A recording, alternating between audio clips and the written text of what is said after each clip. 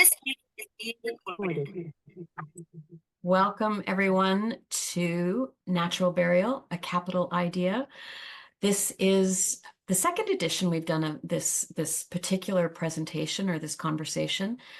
We offered it in 2023 and we're really amazed. Over 100 people registered for it, and it spoke to us around the interest and enthusiasm that there is for natural burial. And so I'm very glad that you're able to join us tonight, and to future listeners, thank you as well for your interest and your passion around this, I think, really important movement. I am at this moment, I'm in Gatineau, the unceded and unsurrendered territory of the Anishinaabe people, and I'm so lucky to call this place home, to work and play here. And in the last couple of weeks, I've had the pleasure of watching the Gatineau River just outside the window where I've been, changing with the season. You know, that it's not the white frozen over body of water that it was for so many weeks. You know, there's yellows and greens, and you can see that it's shifting and changing. And it's been for me, a reminder, kind of a reflection of life, that we're always in the midst of change. The time wears on, and we do eventually find ourselves at end of life and needing to make decisions about how do we want to let our death speak to the life that we've lived. How will our death represent the values that we've tried to live by? And I think natural burial is certainly a piece. There's more I could say about that, but we have really some wonderful speakers for you tonight. And I want to turn it over to them as soon as we can, so that we have lots of time for questions at the end as well, and for conversation among ourselves. I should introduce myself, of course. I'm Kelly Butler. I'm an educator, a death doula. I'm the founder of Community Deathcare Ottawa, and I am one of the co-hosts of tonight's gathering. Our first speaker is David Brazo, and he is the communications manager for the Bereavement Authority of Ontario. And those of us who work in death care know the BAO very well. They are the government delegated regulator of cemeteries, crematoriums, hydrolysis facilities, and all of the professionals that work in those places. And the BAO helps to protect consumers, to make sure that things are well in those spaces and that everybody's following the rules. So, David, if I can turn the mic over to you, and I know you have some things to share with our participants tonight. Thanks for inviting me, Kelly. Pleasure to meet you all here in this very handy call. I myself hail from the Ottawa Valley. I'm a graduate of grade 13 from Mackenzie High in Deep River. And so I know the area well. I know Ottawa as someone who lived outside of it, but went to visit every now and then. Our weather here, where I live in Port Perry, has been similar. We've had lots of snow this winter, but we missed that storm. So we were fortunate that way. It's not often I get to talk to groups of people who are already talking about death care or death. Usually I'll be at like a union function or a retirees association, and they tend to put me on right before lunch. And I'll say, this isn't a great lunchtime conversation, but it's an important one, especially if we talk about hydrolysis, which we can discuss later. But it's a pleasure to be here, and I look forward to answering your questions, preferably at the end of the presentation, which won't take too long. I am a PR guy. We like to talk a lot, but we like to listen a lot too. So here, I'll get started and I'll share my screen. Just find where that is again. There it is.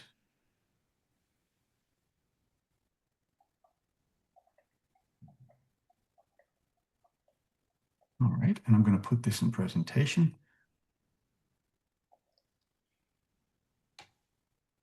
There, can you see it okay? Good to know. So yeah, I'll start with a few things, just tell you who we are, and it sounds like many of you already know, so I won't spend much time on that. We are a remarkably unknown, I would say, among most of the population for a couple of reasons. One, people don't tend to know much about government organizations, and we are more of an arm's length We report to the Ministry of Public and Business, but not directly to government the way a ministry would. So we're delegated, as Kelly said, to perform this role. And I'll tell you about a few of those things. So after I describe a little bit about us, I'll talk to you about some of the changing landscape in the death care world, that being people's preferences and how they've changed over the years. Then we'll talk about green or natural burials, which are the same thing. They get called both those things. And I'll give you a little practical list of do's and don'ts in making death care arrangements. And the first do is just make them. The sooner you have it out of the way, the sooner your family can kind of put that aside and just live your life, rather than leaving it to the worst moment in most people's lives when you've lost someone near and dear to you. Then I'll talk a little bit about who decides, who makes decisions, and how that comes about. And then I'll take your questions. So we'll just move right along here. We're all about consumer protection. So that is our mandate, why we exist. We administer provisions of the Funeral, Burial, and Cremation Services Act. And that act governs funeral establishments, so funeral homes and crematoriums and transfer services, and then all of the forms of disposition, those being, as you just heard, but I'll run through them quickly again. So cemeteries or burials, and alkaline hydrolysis, which is a fairly newer one, although it's been around for more than 100 years, and then crematoriums, and talk to you about some of the things that pertain to those and how people's preferences have shifted to one of those in particular. And like I said, we'll get to questions. So we have a lot of resources available. They're free. We are a not-for-profit organization. So we strive to break even every year, basically. And we are not operated under tax dollars. We operate under license fees paid for by about 9,000 different professionals and organizations that we license under the Act. We inspect those facilities. We make sure they're doing what they should, and we provide guidance to them. When that guidance isn't observed or performed, there are various levers we can pull, including up to and including suspension or revocation of a person's license or of a business license, say a funeral home. And if you don't have a license, you're out of business until you do again. So it's pretty serious stuff. And we don't have to go down that route very often. I always say to people, there are a lot of things someone who's interested in business can get into. Very few choose death care. The ones who do tend to be people who want to serve families, even at such a difficult time. So there is a certain altruistic side to it, and there's obviously a profit side to it as well. So we make sure those things line up as per the law.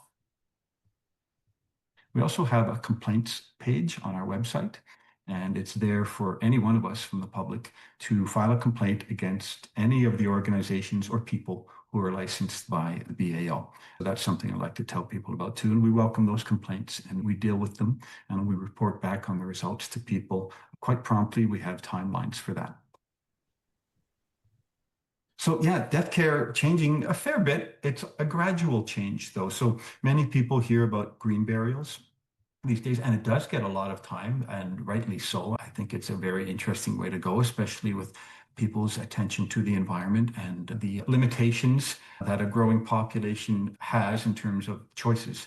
Canada, we have a lot of space, but most of our cemeteries are right where we all live, which is pretty close to the US border, southern. A lot of communities are, in fact, running out of space for new cemeteries. Not that we're at a crisis level, not at all, but the time is coming when there will be greater and greater stress on people in terms of finding a place for burial, if that is their preferred method of disposition.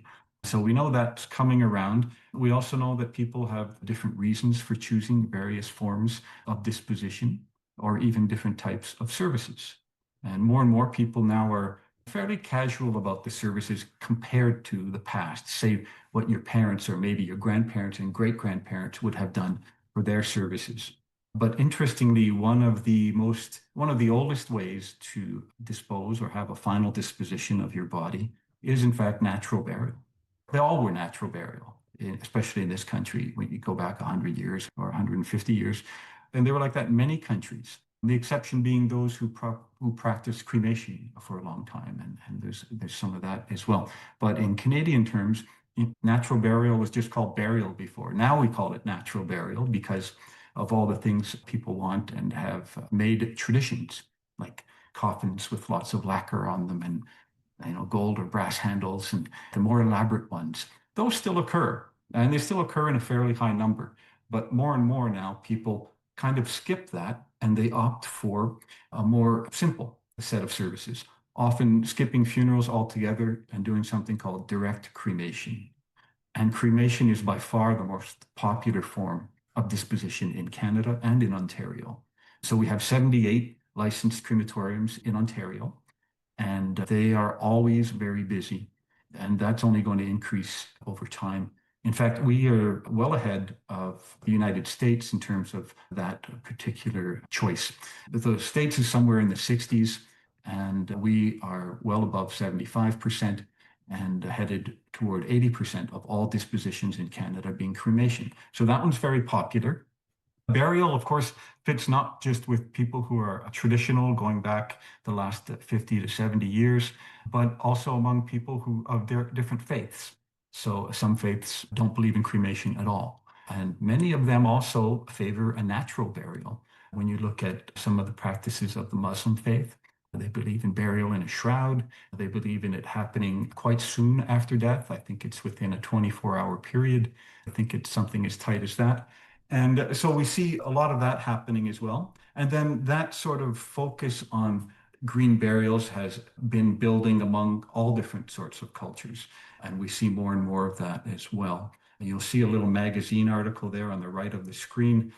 That's from the newest issue of Beyond magazine, which is our family magazine, where we talk about death care. And we try to make the topic more accessible to people. So something they can talk about and read about in a way that's very family friendly and focused on the consumer, as we say. But that's sort of a cold term. It's really focused on what families are interested in. And we want to be able to start that conversation so people can plan.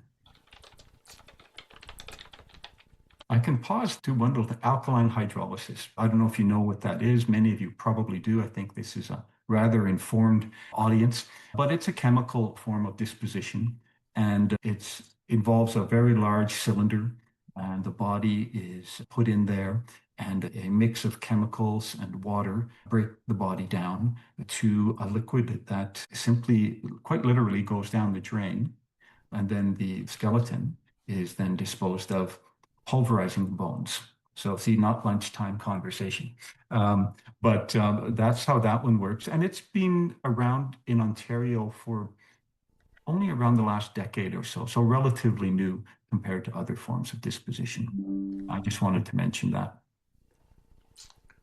So green burials, well, what are they? I don't know if I need to spend much time on this with you guys, but it's really about an unembalmed body being buried in the most simple and direct way, sometimes in a casket made of wood that's biodegradable and it doesn't have lacquer on it. It doesn't have, isn't hermetically sealed and any of those things that you might have heard about in more elaborate services.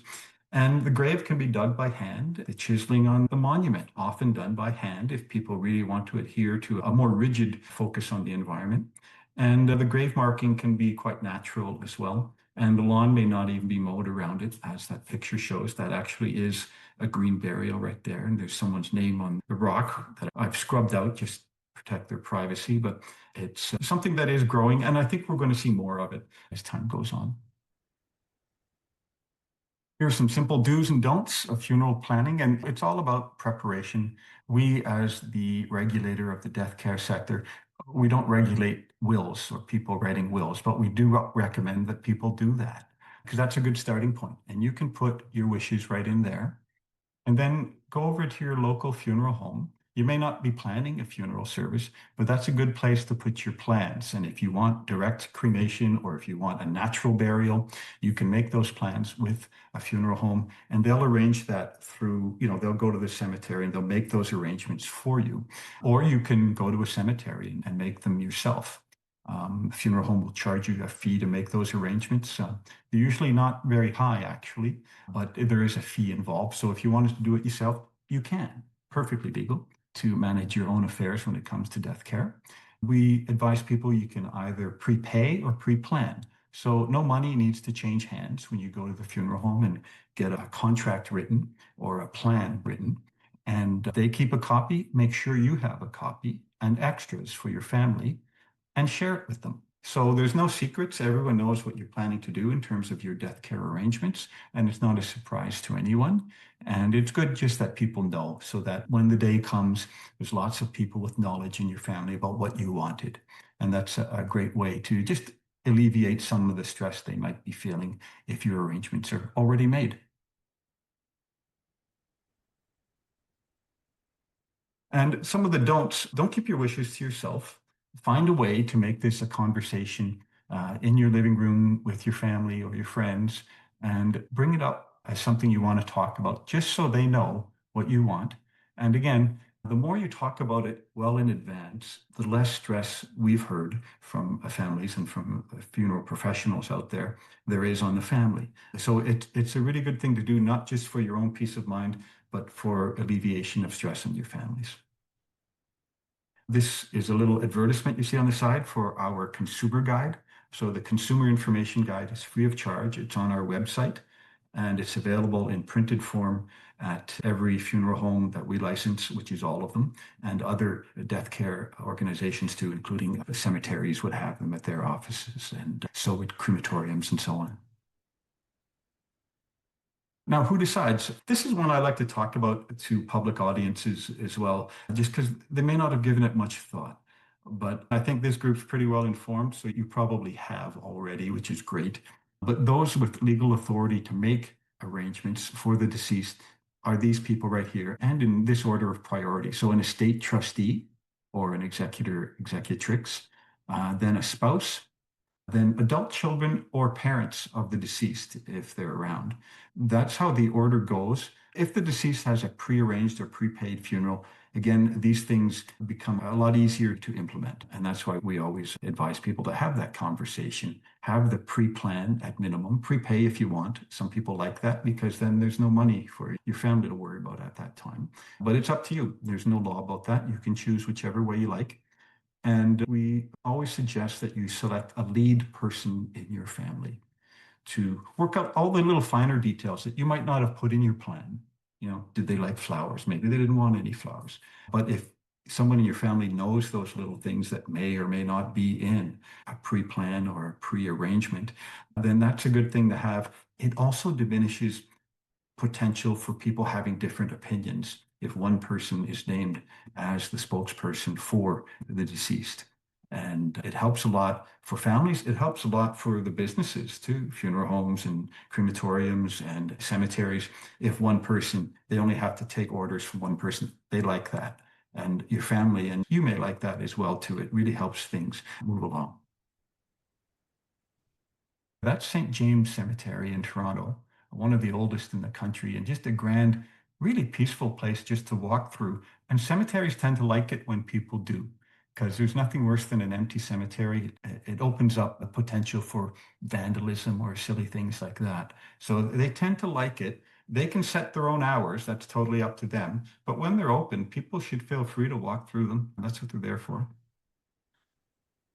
So getting back here, there's a little plug for the magazine too. So that's Beyond Magazine. It's available free. It's on our website and we promote it on social media. This one's just come out about a week and a half ago. In it, we talk about cemeteries and the history of dispositions in Canada in this particular magazine. Some interesting stuff there too. But all of this is aimed to really just allow people to start that conversation with their friends and family about what their wishes are and to make it less taboo or uncomfortable subject. Because the thing I've done as the communications manager is always created a website and products that look like death is a part of life. And that's our message. And we use that message as a way to bring people in the door so they can make their plans. So yeah, if you see an abandoned cemetery or something that looks abandoned and uncared for, I've got an email address for you there, and you can take away this particular file. I'll send the PDF, the final one, and you can share that with everyone here and anyone else who may be interested, Kelly.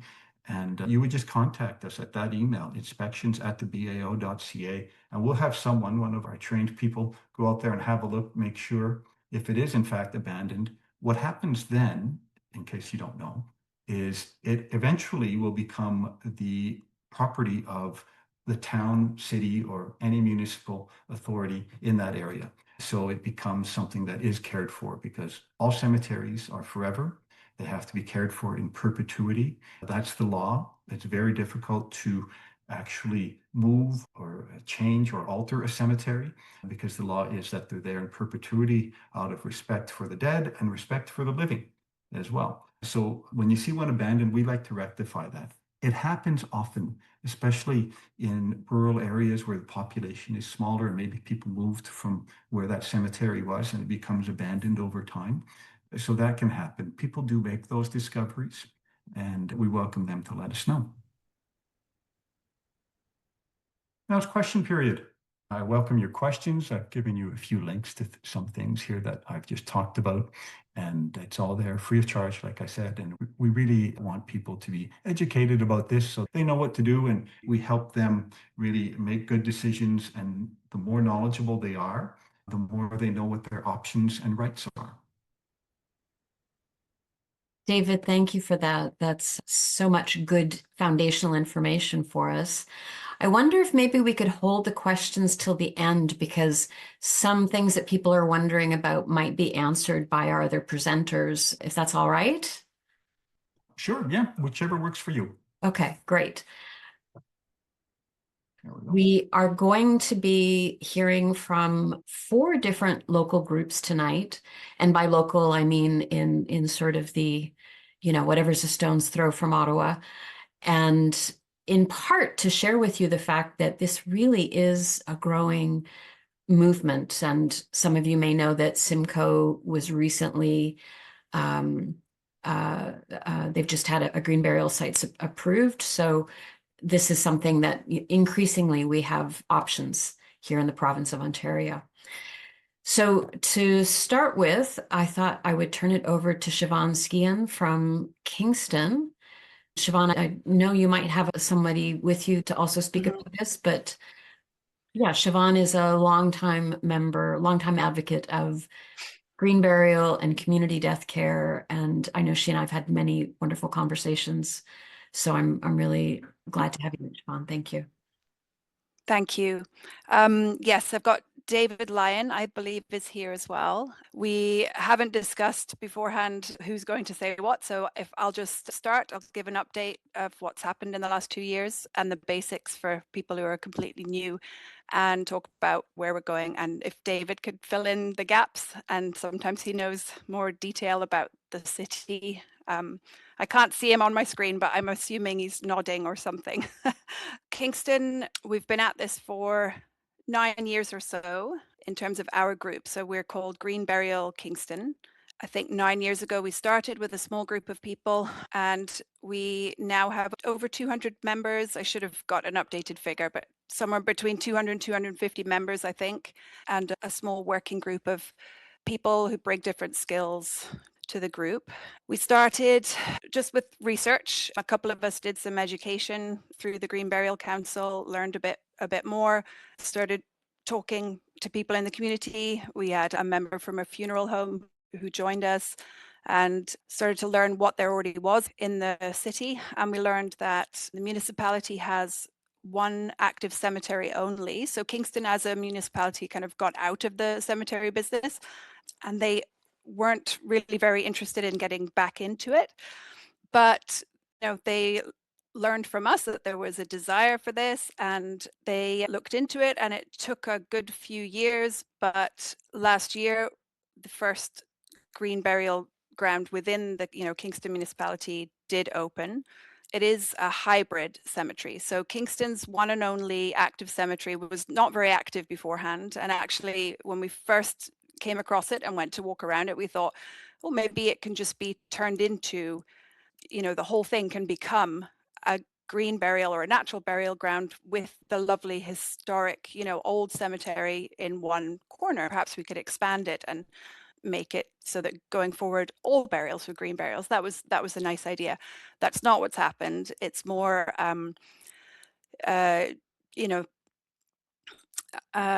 it's become a hybrid. So what they've done is taken a section, a rectangle. It's very clearly marked. It's got a gravel walkway around it in a very contained area. And within that is the Green Burial area. So last spring, summer, they began selling lots. There were only 104, 108 lots, something like that. It's quite tightly packed. It's all a grid. There's no space between them. I think at this point they've sold maybe 98 of those 104. A lot of our members have been the ones buying these lots, and there was a lot of excitement. We had an opening celebration in September, which was well attended. It was nice. You know, there was a few speakers. It was a beautiful day. We made a big deal out of it, and it was lovely. So that's where we are today. In terms of working with us and how we feel about how it's all come about, we all have, you know, different feelings. Just me speaking for myself personally now and not for the group. I was a little disappointed or a little underwhelmed by it being a hybrid, and there were a few things that were just not what we were really hoping for in terms of Green Burial. So, for example, I mentioned that it was still quite tightly packed together, that it's very contained, and the bylaws do allow cremated remains, for example, in a lot. It doesn't have to be a whole body burial. It's fine, but it's not the gold standard of green burial that we were dreaming about. This is not it. So that was a little disappointing from my point of view, but it's a step in the right direction. So it is quite exciting. There's probably things I've missed out. David can add things in, but where we're going now from here is seeing how they're having teething problems. For a while, there was no winter burials, but we're working on just trying to improve the options for people overall. So we've been trying to help the city learn more about green burial, and they're very open to it. We're working together really well, but we're very limited. We don't really have a lot of say. It's up to the city what they do. So winter burials were a problem, but now they have actually been approved, and there was a burial this winter. So I think there have been 2 burials since it opened. One of them was cremated remains only. One was whole body burial, but it was in the winter. So yeah, we don't know who they were. They weren't members as far as we know, so we haven't had any contact with the people who've used it or been able to do any media or anything, which was one idea that we'd had. So that's where we are. Moving forward, the cemetery is surrounded by some woodland, and the owners of that woodland, who we've been in touch with since we started thinking about this 8-9 years ago, are potentially interested in selling maybe 10 acres of land that surrounds the cemetery as it is. So we're now going to be looking into the options there to see if we can expand and do something a little bit more and better. There's going to be a lot of questions. We're hoping for a meeting. David might be able to speak to this.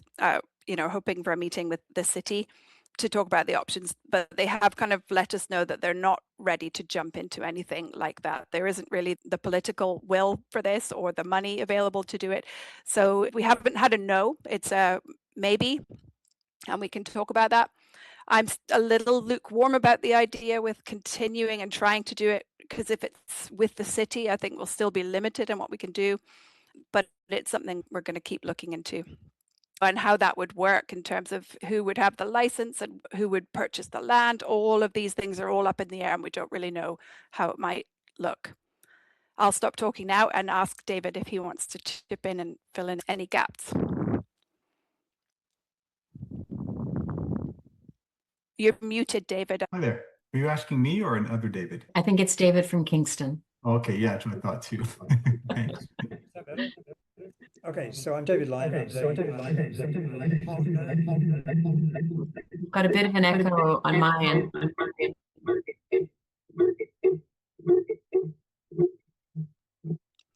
David, do you have Sue's computer logged in as well? Do you have another computer logged in the same room? Because we can hear a feedback noise. Yeah, okay. Why don't we just let somebody else speak?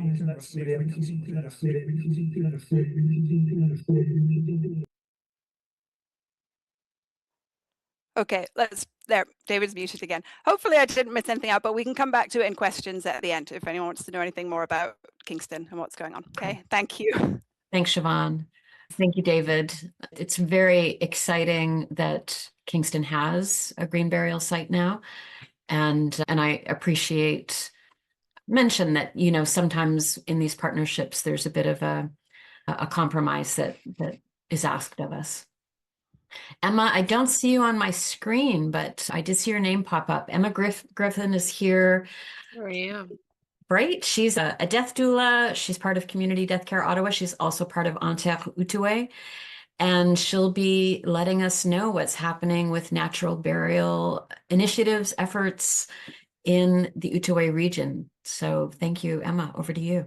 Thank you. For anyone who doesn't know what the Outaouais region is, it's over here in Quebec, Gatineau and surrounding areas.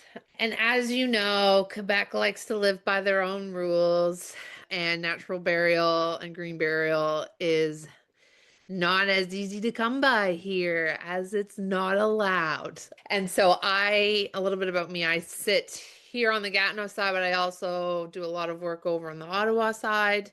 One of the things that I work on here on the Gatineau side is activism towards green burial and being able to choose a shroud instead of a casket or cremation. One of the laws here in Quebec is that if you're going to have your body buried, it needs to be in a casket and it needs to be sealed.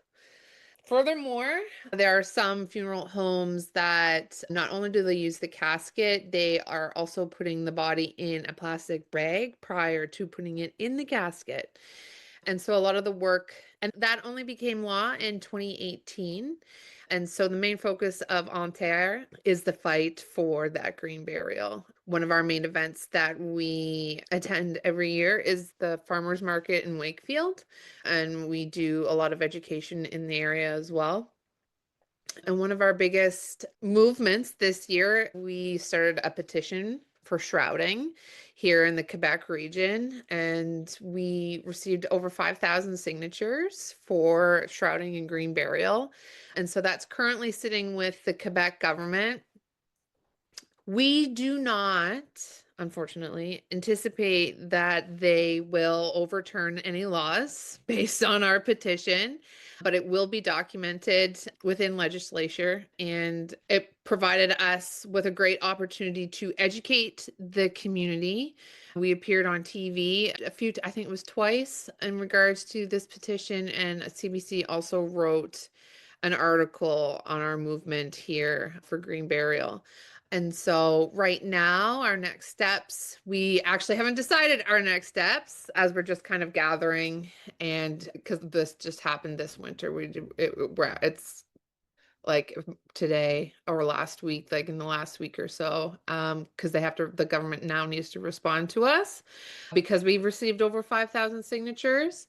So they're obligated to talk to us now and not ignore us. We haven't received the response yet. So we are kind of just waiting, and then we are going to create the next steps after that. But it was such a beautiful thing to experience. Like, I don't think that we thought we were going to get over 5,000 signatures. And when we did, it was really inspiring, and it really felt like a community came together on a topic. Green burial is something that I think that we should all have the option to do. And so it's moving. If you want to join us, we are taking members.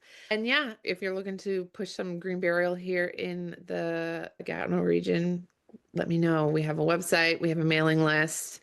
If you're looking to just learn a little bit more, please ask. And that's all I got for you. That's the update, folks. That is a great update, Emma. Thank you. And a couple things come to mind. One is that, I think Quebec is regarded as such a progressive place, but one of the exceptions is around end-of-life services, funeral care. It is so restrictive when it comes to death care, and it always surprises me. And I realize it can change, that this is not, these things aren't set in stone. But I also so appreciate hearing what you've been up to. And I hope all the folks that are here recognize that so much of this work is just the doggedness and the legwork. A lot of times we hear from people saying, well, I'd like natural burial. How can I get that choice? And maybe people don't realize that those of us that are advocating for it are doing a lot of phone calls and educational events like this and calling our government representatives. So there is a lot of really unsexy work happening, but it's much needed. And when we as consumers and as citizens are going to the government or going to cemeteries and saying, this is the choice that I want, that often really helps kind of move the needle. So, not just attending a webinar like this, but if you go ahead and take it to your town, your city councillor, or to your MPP, take it to your local cemetery or funeral home, it is a way to start getting a response. We were meant to have Kaz Amaranth join us tonight. She is part of the Ottawa Valley Green Burial Board. And unfortunately, she's sick and she's also having some internet troubles. So I'm going to offer you the update on what's happening in the Ottawa Valley. They had reported on our last call 2 years ago, I think they already had established a partnership with the cemetery at the Loxley Cemetery, which was originally or is still a church cemetery, but they have created a natural burial section. So out of the 1 acre cemetery, 1/8 of that acre is now devoted to natural burial. Some of their history, they were established as a nonprofit cooperative back in 2019. And their origin story was a woman in Renfrew County who was dying and asked for her friends in her community to tend to her. And so Megan Spencer was one of the founding members of Green Burial Ottawa Valley. And there is a film that will be coming out, I think probably by next year, called When I Die. And it is about this woman's death and how the community came together to tend to this young woman. And I mention that in part, both because I can't wait to see this film, but also because, if you go to the Green Burial Ottawa Valley website, one of the things that they say is that what drives them is part of their mission is they want to be advocates for community-based death care.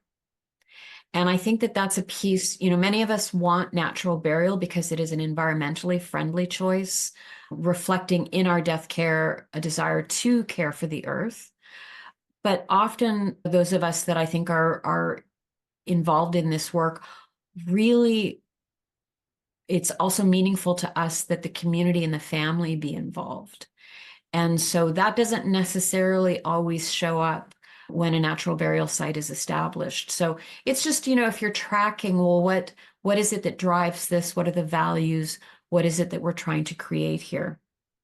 I think all of the groups are trying to build awareness, trying to encourage the public to be asking for this option, trying to make sure that this information is available to everyone, that we are letting folks know that this is an option, because when we don't talk about it, people just don't realize that they have choice, that there are other ways of doing this and ways that might be more meaningful. I'm going to share an article in the chat, and I'll also send it when I send out the recording, along with contact information for all the groups that have joined us tonight. But there's a great article in the Narwhal about natural burial, and I think really captures a lot of what drives us, those of us that are doing the work of trying to bring natural burial to our communities. So I'll leave it at that. There are lots of other places where there's been approval for natural burial within cemeteries that already exist. There are initiatives underway to create a standalone natural burial cemetery. Nothing's been approved yet in the province as far as I know. Actually, Simcoe might be. I'm not totally sure on that. And again, maybe David can speak to that. But we're going to turn it over to our last group, certainly not the only group in the province, but we're talking local. Nancy Jackson is here. She is a founding member of Conservation Burial Ottawa. Our local group is working to bring natural burial to the capital. She's a retired social worker, municipal policy analyst, and manager, and is currently an avid gardener and grandmother and camper. And I know she also does volunteer work restoring native species to a local creek and to local parks.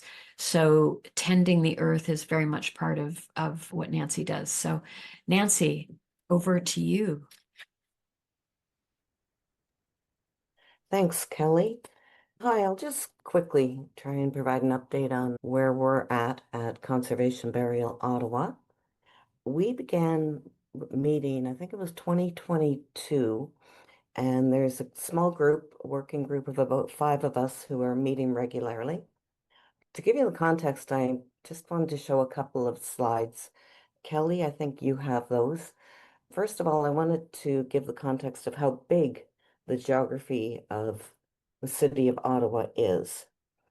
This is a map that shows how large our municipality is. We were previously 11 separate municipalities. We were amalgamated in 2000. And as you can see from this map, our geography fits in the city of Calgary, the city of Edmonton, Toronto proper, Vancouver proper, and Montreal. We have a very huge geography in Ottawa, and nowhere in that geography do we have a green cemetery. Of course, there's the Muslim sections of cemeteries and the Jewish as well, which tend to be green natural burial, but there's no dedicated green or even hybrid green cemetery in the geography of this large city of Ottawa. So our group has been working to try to bring that to reality, to make options for people who live in Ottawa. So we began by mapping out all of the cemeteries that are located in Ottawa, and that's my second and only other slide. This map, which you can find on our webpage at Conservation Burial Ottawa, shows all of the, well, what are we, 100 and some odd cemeteries in Ottawa. They're dotted in green and blue. The distinction being the blue ones are the 16 abandoned cemeteries that have fallen to the city of Ottawa, the municipality, for their care and maintenance. So there are 16 sites that we were interested to find out are actually City of Ottawa cemetery sites. So as a group, we started by going out to visit cemeteries, particularly the City of Ottawa ones. We've also been doing, in the last few years, a lot of community events. We've been trying to raise awareness of our group and Green Burial. We've been involved, of course, in many of the Community Deathcare Ottawa, which is like our sister umbrella organization that we are part of.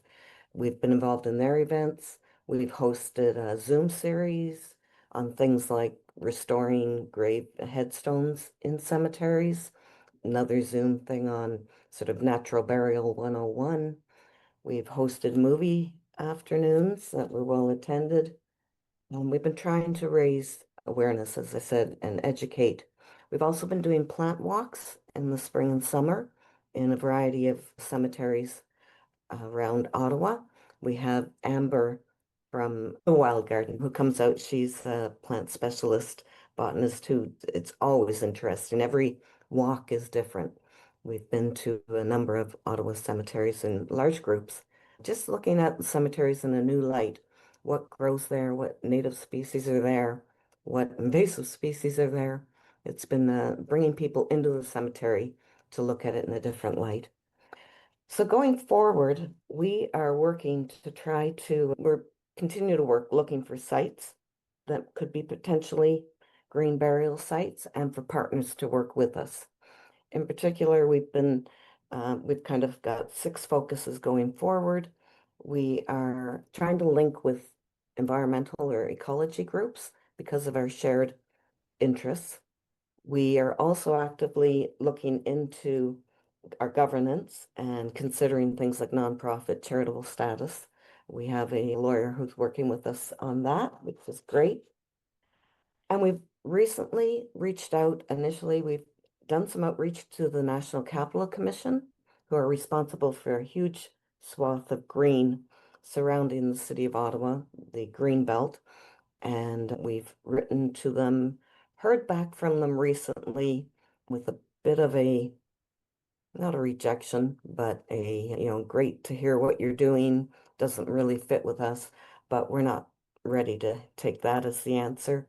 And so we're trying to continue a communication with our National Capital Commission. And we've also recently approached the City of Ottawa and identified the proper contact people there. And we are planning hopefully a spring meeting with a number of key players at the City of Ottawa, and also reaching out to councillors to see who might be interested in this topic. So we are, let's see, we're also continuing to look into best practices in both the development of green natural cemeteries and the administration of those spaces. And we are continuing public education. In particular, we'll be continuing our cemetery field trips, going out to look at abandoned cemeteries. We'll continue with our movie showings. We'll continue our plant walks. And in March 28th, in fact, we have an event that we're working with, Date with a Doula. It's a speed dating with a doula event. And we encourage anyone local to join us in that. And I think that's pretty well where we're at the moment. And I'm kind of losing my voice, so I'm going to send that back to Kelly. Thank you, Nancy. I really appreciate that. And I heard in some of what you were saying, there's so much administrative work and, working with various levels of government for folks that feel like I'm not really that interested in death care, like I don't want to be taking care of bodies or involved in planning funeral services. That's fine. We need these changes require people that are great with letter writing and, again, advocacy work, making those calls, pulling for people's attention and explaining to them why this is so important, why this is so valuable to any community. I think it's a thing we tend not to think about until we're in the moment of crisis. So my appreciation for you being here and your interest, because it is so valuable. David, I see your hands up, please.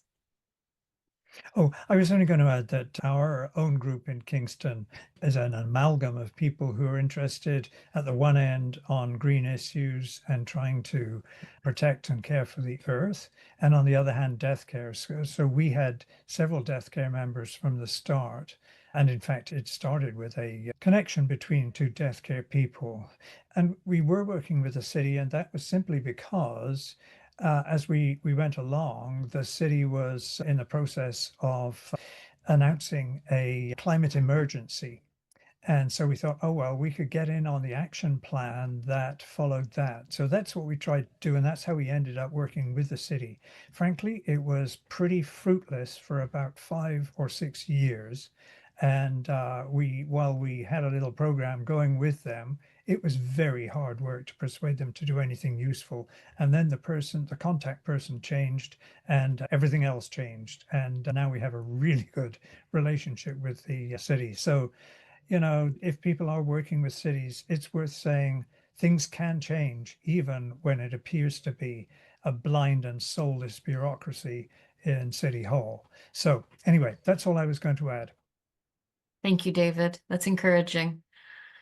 I certainly have noticed that I've been speaking very quickly because I know that there's so much information. There's so many wonderful speakers that are here tonight. And I wanted to make sure that we would have time to enter into conversation for people to ask questions, and that together we can maybe help answer some of the questions. Thank you, David Brazeau. We really appreciated the information you shared with us. I'll include contact information for the Bereavement Authority of Ontario when I send out this recording, along with resources. Ann Pittman is here tonight, the extraordinary Ann, again, one of the founding members of Conservation Burial Ottawa.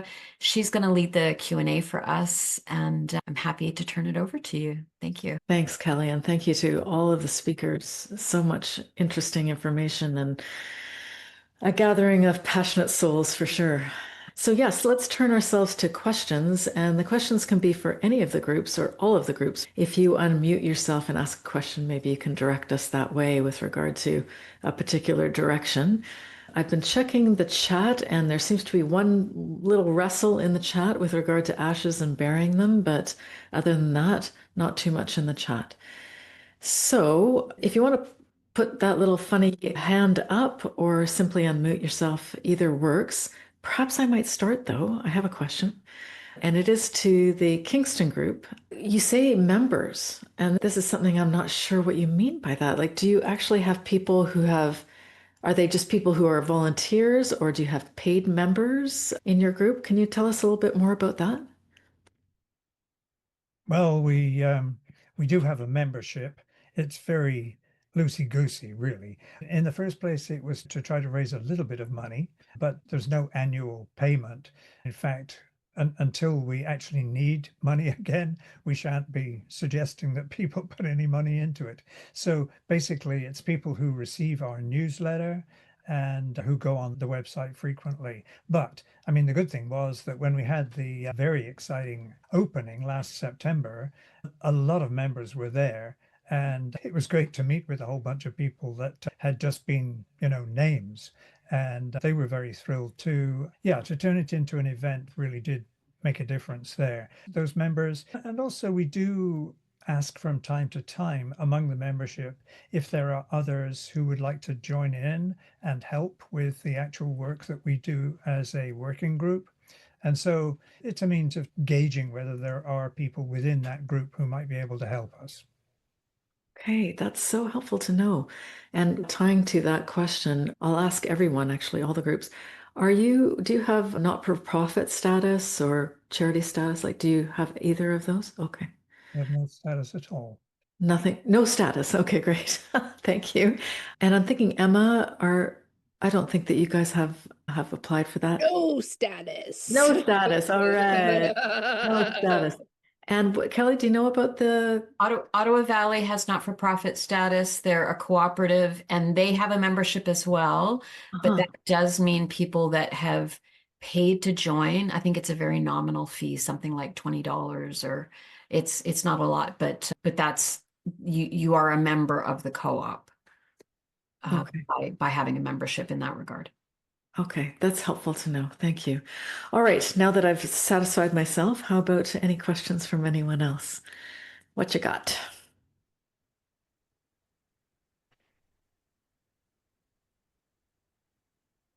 So I'm just looking for a raised hand anywhere, or if you're brave enough just to unmute, you're welcome to do that too.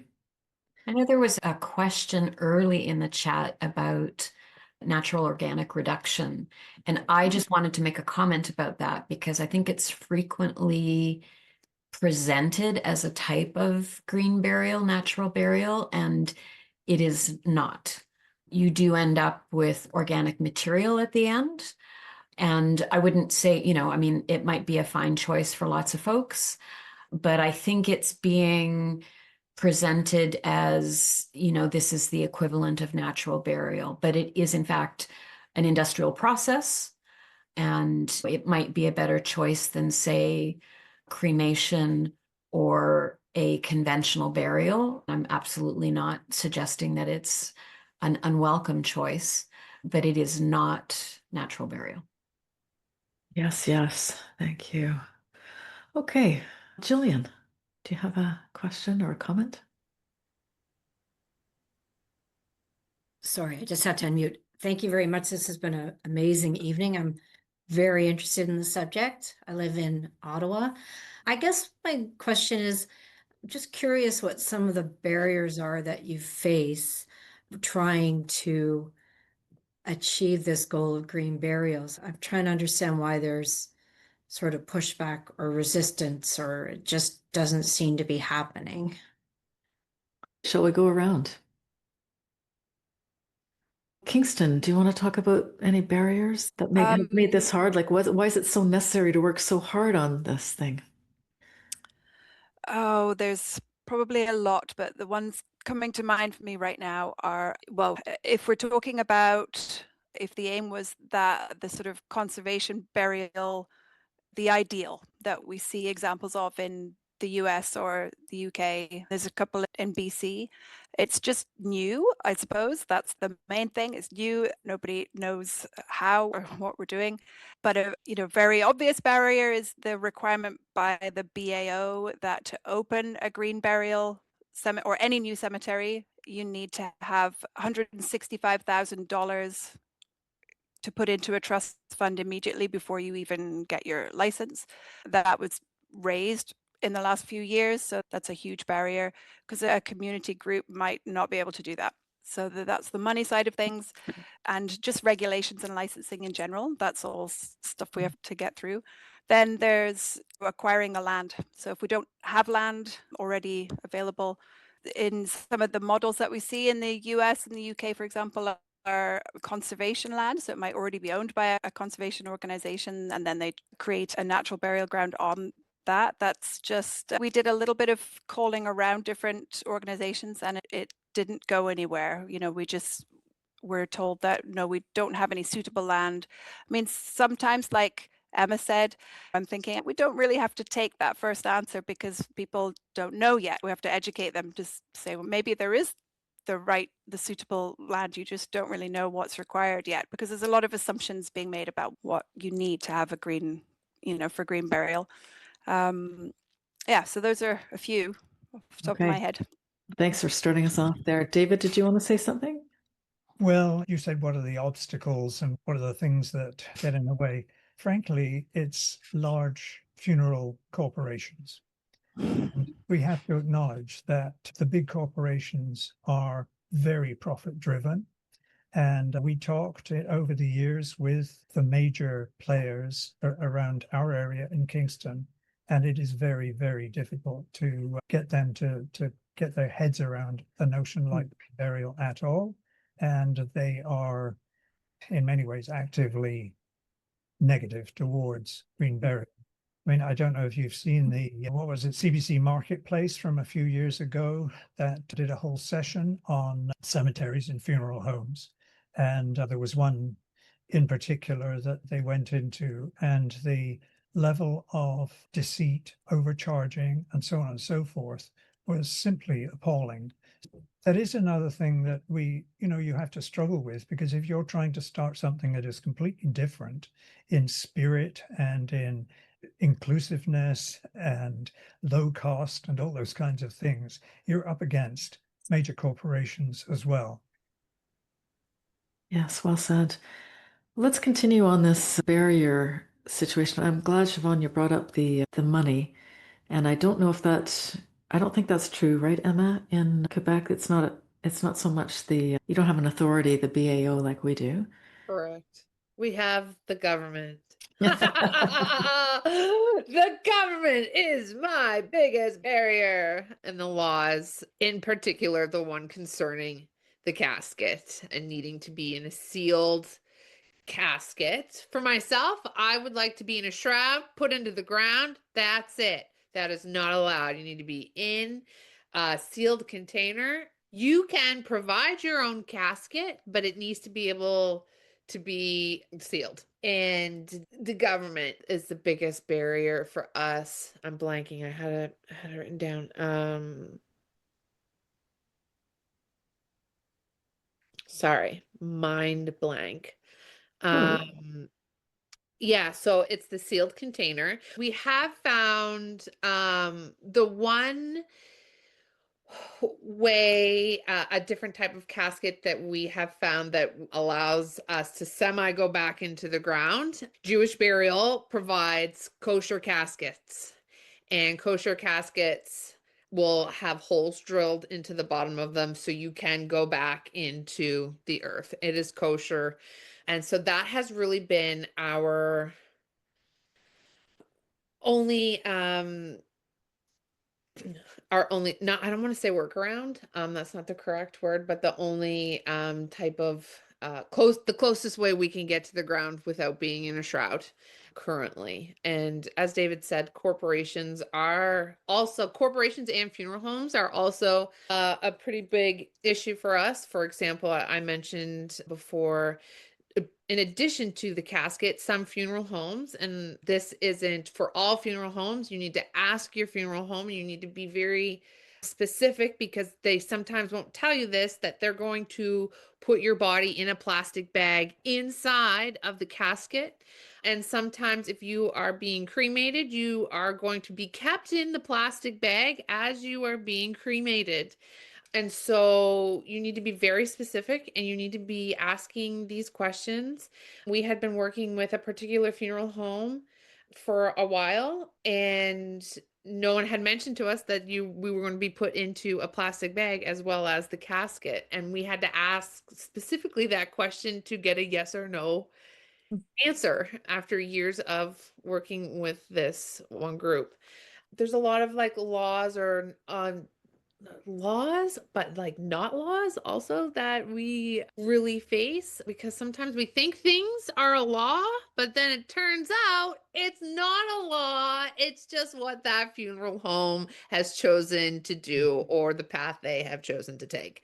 And so we have to be very specific about that. And also when it comes to embalming a body here in Quebec, after 24 hours, the body needs to be kept at a certain temperature, but it is the funeral homes here in Quebec, they need to come get the body, where in comparison, I believe this is true, in Ontario, you can transport the body to the funeral home. Not the case here.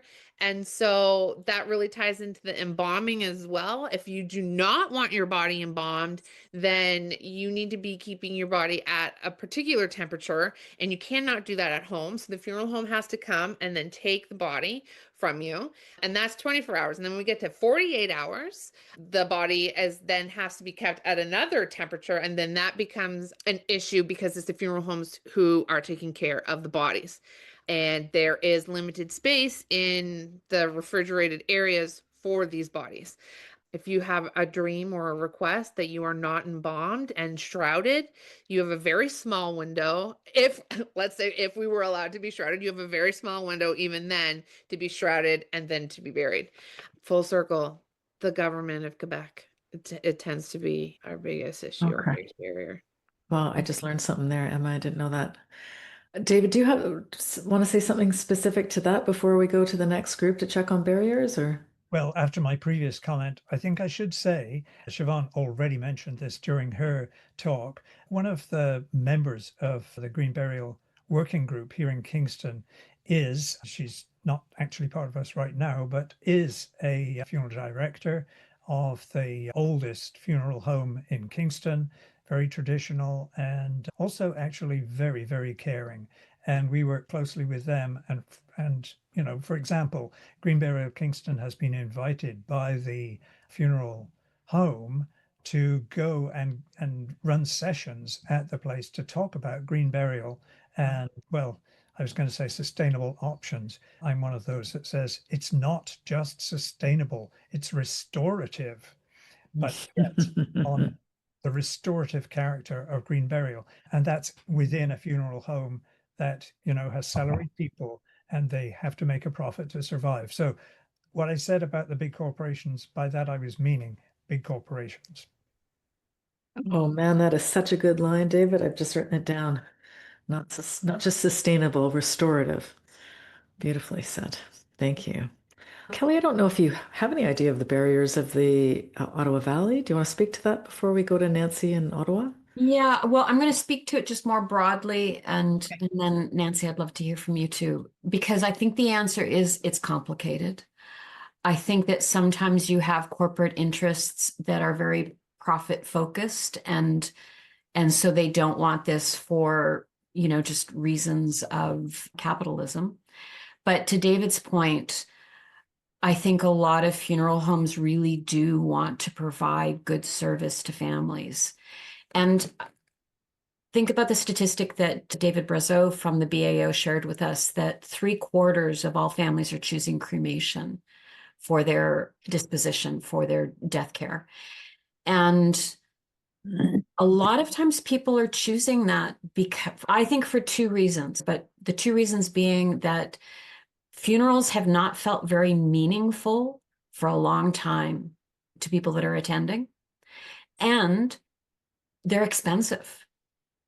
And so I think you have that kind of double whammy that people are choosing cremation because it's cheaper, and they don't really feel like they're missing out on anything because, the last 5 funerals they went to, it was in the funeral chapel, which is kind of like the conference room in a budget motel, and it just doesn't feel very good. And so I think that there's a combination of worry about profitability and what are we selling. There's also within funeral homes, I worked in funeral homes. That is a very conservative, traditional industry. So funeral professionals don't like change. So that's another obstacle that we're facing. And I'm putting those two ideas together because I love, along with Susan Greer and the Natural Burial Association, I helped create a video that is for the funeral industry about shrouding. And Lisa from the Funeral Co-op here in Ottawa, Lisa Wilson, who's a funeral director and the manager. And I loved what she was saying in this video, which was she's speaking to her colleagues and she's like, do it, get on board, shroud, be a proponent of natural burial because it will get you back out to the cemetery. And this was her message to other funeral professionals. And I just so appreciated that because I think it's one of the things that community death care and natural burial is offering that we can't really put a price tag on. And that is, how are we tending people's grief? How is this a meaning-making opportunity? Never mind the fact that it's restorative. And so if we can remind people of that that's possible, I think that helps make the change. The other thing that I want to add in terms of what's the obstacle, it's us. We're not thinking about this until we're in the moment of crisis. And when you're in the moment of crisis, when the death has already occurred, that is not a great time to start advocating for choice and what it is that would really not add a secondary wounding to this loss that you've experienced.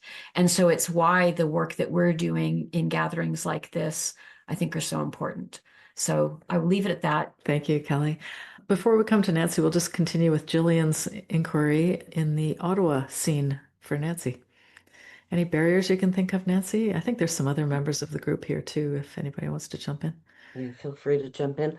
I think, yeah, all of the above we've encountered as well. I think Kelly just touched on a lot of what I was going to say about we are such a death-avoiding society that, trying to bring this up and talk it up in circles, sometimes we get, often people look at us like we're ghoulish or odd.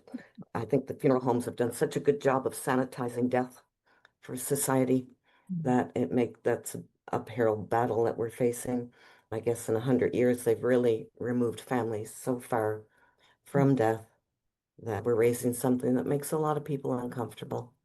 And I mean, that won't stop us, but it is one of the barriers I've noticed. Yeah, we're getting really good at being okay with people's discomfort, aren't we? We're getting there, yeah. Anything else to add before we go to Nancy's question about the barriers, the things that are making it difficult for all of us? I think there's enough on the table for sure. Okay, thank you. Nancy, what would you like to ask or say? Are you asking me or the other Nancy? I'm talking about you, Nancy Death. Oh, okay. Hey. Hello, everyone. I right now am in San Miguel de Allende in Mexico in the Central Highlands. And today, this is more of an observation, but it has a little barrier in it. I went with a death doula friend here in Mexico to the cemetery outside of town. It was called Cementerio Jardines Nueva Vida, the New Life Cemetery. But I've never seen a cemetery like this. It was on Remember Me Road, and there were 2 large cemeteries. Now this one, you drove in these huge gates, and then there was a beautiful wall with the wooden doors that had about a dozen doors, which were cryptoriums, and the property was huge. They had a Jewish cemetery area with 6 graves, and they had room for about 150 there. And they had the cryptorium, they had a mausoleum, a chapel. They had area for all the urns surrounded by plastic grass and all the plastic flowers on the urns. But in the back, there was probably an acre and a half, which was the Green Cemetery. And it was so interesting because there was also a storage unit in the cemetery. So maybe your deceased items that couldn't have a place could be stored there. But this little cemetery, this Green Cemetery, was planted 3 years ago by 80 volunteers with all native plants, and the surrounding area is just all very bare. And so they stipulated that the body has to be shrouded in a patate mat, which is made from the fibers of plants like a palm. There's only 4 people buried in the last 3 years. His body was driven in a van to a place near enough where he could be transferred into a horse cart because he loved horses. And then this horse cart brought his body to the Green Burial site where his family was there, and he was lowered into the earth. I saw the video. But the most interesting thing is the barrier, in that this huge cemetery has no mention of the Green Cemetery on its website or in any information. And so the people who are working with Green Burial in the area think that because of the cost is half the price if they were to use any of the other services of this cemetery, that for some reason they have this Green Cemetery, but no one seems to know about it. Hopefully that will change. It's a lovely little place, and I can imagine since 3 years, the trees that have grown up, it's just going to be this gorgeous forest in the midst of all of this other strange plastic and stone mausoleum. So it's slow to come, but it was very hopeful to see that today. Yeah. Did you say it was at half price of the other burials? Yeah, the Green Burial, to have the plot. You were allowed to have a little stone, and usually they painted the name. It wasn't engraved. The name was painted on, and the first person's name was half washed off, I guess, from the rain. But yeah, and the plots are kind of close together. So I think that's one reason why they were only shrouded in the mats and not any other type of simple box. But yeah, it's half price to be buried. Did you know if it's only local people who can be buried there, or? No, you can come on down if you want. Reserve your plot. No, the 4 people that are there now are, one's from Mexico City, 2 from surrounding area, and 1 very local, but it's open for anybody. Okay, that's interesting, because I think there was also a question in the chat about being buried in a different province. Kelly, do you want to say something about that, and anything else that you've got your hand up about? Sure. Yeah, your body can be transported. When we're talking about, say, for example, going across a border that is nearby, it happens all the time here in Ottawa. There are, in fact, some funeral homes that jockey both sides of the river. It's some extra paperwork, but I think that's about it. If you were going somewhere that the body has to be flown, then that adds a whole additional set of requirements, like the body has to be embalmed. You have to use a steel casket. So it gets both very expensive and complicated. Ideally, you die close to the place that you want to be buried. But I wanted to say a little bit related to Joanne's question about, can the family bury? And as Siobhan said already, you can't bury on your own property. Now, the exception, of course, is that if you have an area of your property designated as a cemetery, and we can think about family farms and the fact that, especially homesteaders, there would have been a part of the property that was dedicated to burying family members. What I'm about to say is for everywhere but Quebec. Again, Quebec is the anomaly, but there is a lot that families can do. And Nancy's point about people just don't know that the Green Burial Cemetery exists in this larger cemetery. Oftentimes, even the professionals don't actually know, like a lot of things we do, we just do out of habit. As Emma mentioned, then it kind of becomes this thing, well, there must be a rule about it because this is just what we've done for so long. And people don't realize it is just habit. There isn't actually a regulation or a law. In Ontario and pretty much any other province or territory, families can do most of the care. You can tend to the body, you can transport to the cemetery or to a crematorium, you can fill out the paperwork yourself.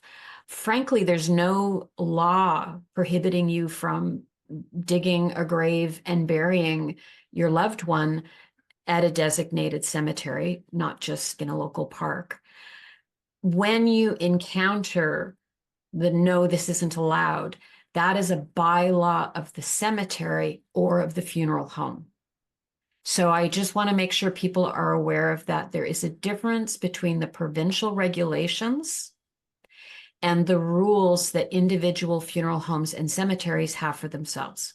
So for example, if you visit a funeral home and you say, we want to have the funeral here and we want to have a visitation, but we don't want embalming, and the funeral home says you can't have visitation unless you've had embalming, that is the rule of the funeral home. That is not the law of the province. And similarly, up until pretty recently, a lot of funeral homes would have told you, well, you can't have shrouding. It's not allowed. It's always been legal in Ontario.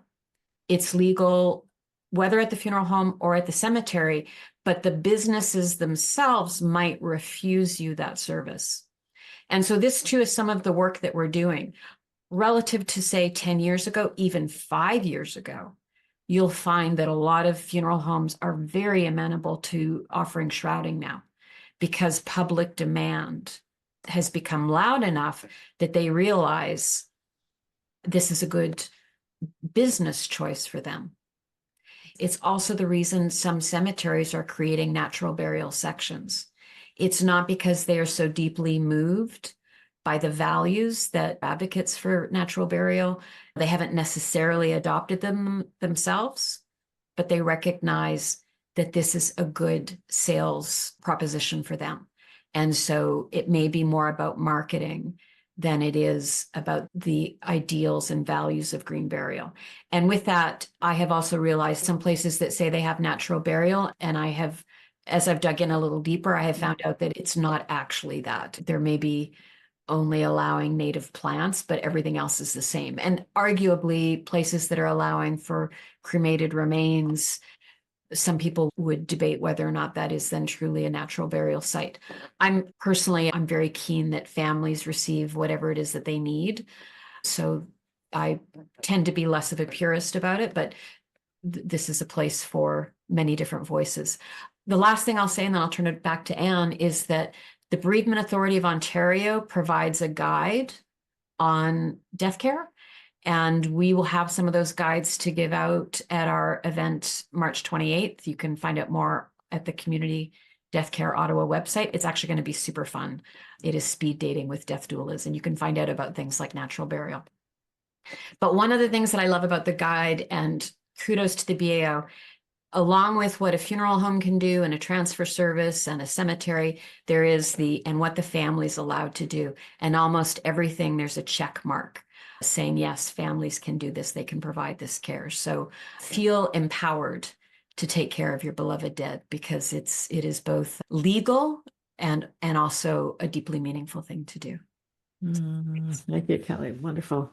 Siobhan, did you have something you wanted to say? I was just going to say that the first time I did a death doula training was now, gosh, time is flying, like 2014, I think, when the Community Deathcare Canada group was up and running. It's kind of fizzled out now, but that it was the work of that group that got the family-led death care put in the BAO guide, which was really important. It was good.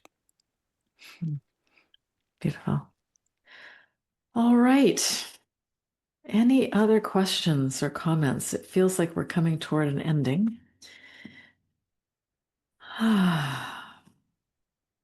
Any other thoughts about barriers? I'm thinking myself about some of the environmental barriers, and I don't know how we don't know about cremation and what the costs of cremation are, I mean, environmentally, but that seems to be an enormous barrier just in terms of information that people hold. Anything else that wants to be said before we close this one down for this time? All right. Well, thank you for showing up, all of you.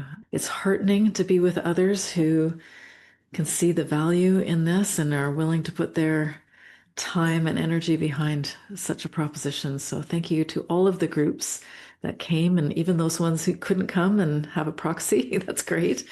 Please stay in touch. We want to stay in touch with everyone who is walking this path. So any emails will be gladly accepted, and we'll be in touch with you too. And all the good things that are on the schedule for the next few months.